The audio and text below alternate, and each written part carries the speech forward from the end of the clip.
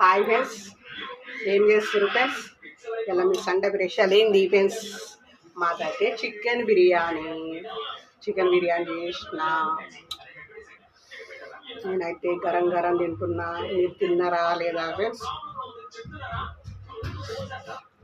Time వచ్చేసి ఒకటి అవుతున్నట్టుంది. ఇప్పుడున్నా 12:30 అవుతున్నట్టుంది. తొందరగా అయితే చేసేసిన, తింటున్నా. మీరు తిన్నారా లేదా?